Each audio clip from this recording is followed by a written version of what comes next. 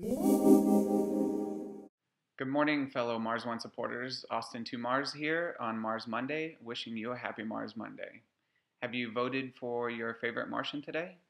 As of today, I have about 19,500 views and 3,100 votes, and I have a rating of about 4.2. So I'm pretty happy with that. I think I'm keeping up with some people on there, but we'll get into that in a second. Not much in Mars One news this week, except for there was an article in the Economic Times, an Indian website, that stated that there are now 78,000 paid applicants. And the last time I checked, there are only about 500 applications on the webpage. So I wonder if there are 77,500 private applications, or we should expect to see more applications on the website soon. I just don't know.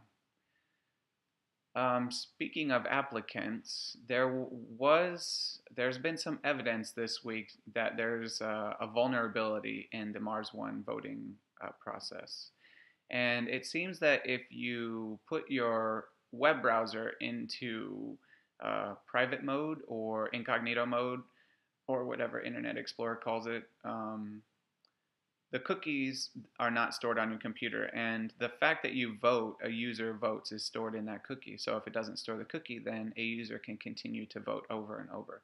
And we're seeing evidence of this in some of the applicants that are on the Mars One website.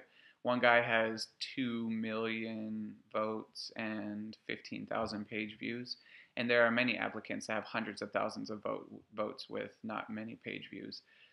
So it's starting to affect the normal applicants, though the people that are not using the cookie exploitation, because we're getting pushed down lower on the lists, the top 10 lists. And there's a user on the Mars1.com forum who wrote Mars One and asked if they were planned on doing anything about it. Mars One said they were aware of the issue, but they were going to monitor it and not do anything about it yet. And I think that that's because they are not basing the choice of who to interview in the next round on the popularity contest that is the Mars One website. I think they're going to base it on more than just that, like the three private parts of the questionnaire, the application. And also, in my opinion, I think that the Mars One committees are going to look at what people are doing outside of the Mars One website. That's why I'm doing so much outside of the Mars One website to promote myself, because I think that it's a contest in creativity and resourcefulness more so than just relying on the Mars One application by itself. I think Mars One is looking to the applicants to help them promote the Mars One program, so that it results in more viewers during the future rounds. The second part of the update today, I did an interview with the USGIF. They have a magazine called Trajectory, and Kristen interviewed me, and she asked me a really great question that I wanted to share with you guys. I've talked about it on my blog and in some other forums and things, but I wanted to talk to you, my subscribers, about it. And her question was how I thought my time in the Army and my time at my former career would benefit me on the Mars One mission, would help me make me more qualified. And my answer was two parts. The first part was that, of course, the Army and my former career both helped me develop critical thinking skills, because that's what my job was. And I think critical thinking skills are definitely going to be a necessary part of the Mars One mission, and hopefully anybody that is chosen to be an astronaut has critical thinking skills. I think that's one of the essential things that's going to be needed. But the second part of my answer was about the teamwork and leadership skills that I developed while I was in the Army and at my former career. And it started when I was in Navy Junior ROTC in high school. And in ROTC, I did all of the competitive sports like drill team and rifle team and competition color guard and the knowledge team. And as I progressed through my high school years, I started to take leadership roles on those teams, and I did lead them. I did lead them at various times. And I think ROTC and the leadership training that we did during the summer and throughout the year, the leadership skills that we learned from our military leaders, are my chief warrant officer and lieutenant colonel. Both of them were retired. But what we learned from them helped set the stage for the teamwork and leadership skills that I would continue to develop in the Army. And being in the Army, being on a small team is a crucial part of being successful. And then I was a leader in the Army also. I was a non-commissioned officer, and I led small teams there. And so that continued to my civilian career. I continued to take leadership roles on teams there. And I can give you the most recent example was during my deployment at the end of 2010, beginning of 2011.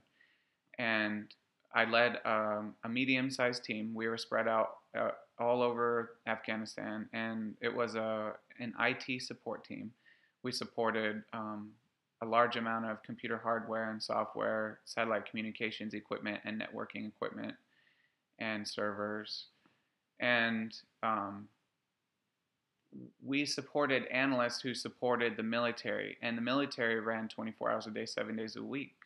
And so the analysts had to, and my IT support staff, we had to work 24 hours a day, 7 days a week, 365 days a year also.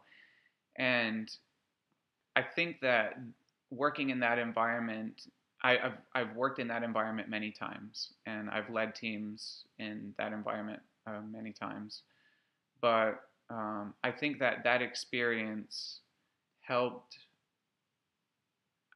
me develop skills that would be necessary for the Mars One mission, because the trip to Mars and life on Mars, I think, is going to be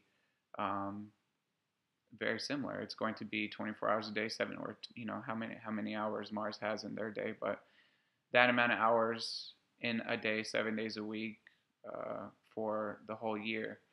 And you can't just wake up one day and decide that you're tired and not do your chores, because everybody has to pull their own weight. You gotta make water or dust solar panels or do the maintenance or whatever you have to do, grow food, because everybody on that team is relying on you to survive through the next night or survive through the week or month or whatever.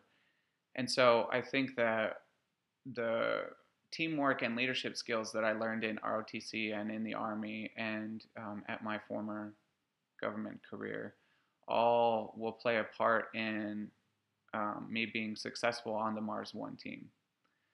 I hope. I think anyways. I'm interested in your thoughts too about anything in today's update.